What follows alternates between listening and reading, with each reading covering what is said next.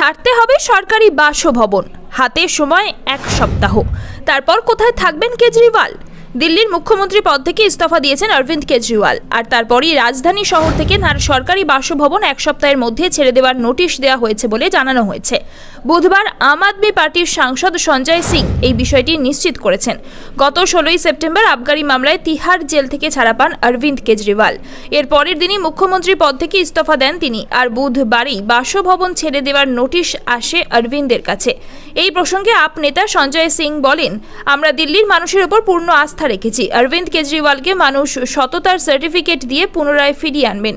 দিল্লির মানুষের কাছে তিনি সৎ এবং নিষ্ঠার সঙ্গে কাজ করে গেছেন। যখন তিনি পদ থেকে ইস্তফা দিয়েছেন তখন তাকে সমস্ত সুযোগ সুবিধাও ছাড়তে হবে। বাসভবনের পাশাপাশি তার নিরাপত্তা নিয়েও প্রশ্ন তুলেছেন সঞ্জয়। তিনি বলেন, অরবিন্দের নিরাপত্তা নিয়েও প্রশ্ন থেকে যাচ্ছে, কারণ তার উপর একাধিকবার আক্রমণ হয়েছে। আমরা বহুবার তাকে নিরাপত্তার ব্যাপারে বলেছি, কিন্তু তিনি তা মানতে নারাজ। তিনি বলেছেন ঈশ্বর তাকে রক্ষা করবেন।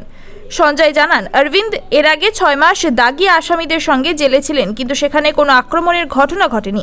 ঈশ্বর তাকে রক্ষা করেছেন। এই প্রসঙ্গে তিনি আরও বলেন, অরবিন্দ জানিয়েছেন শুধুমাত্র ঈশ্বর তাকে রক্ষা করবেন, তাই তিনি সরকারি বাসভবন ছেড়ে দিতে রাজি। তিনি সাধারণ মানুষের মতন থাকতে চান, কিন্তু তিনি কোথায় থাকবেন এখনও ঠিক হয়নি।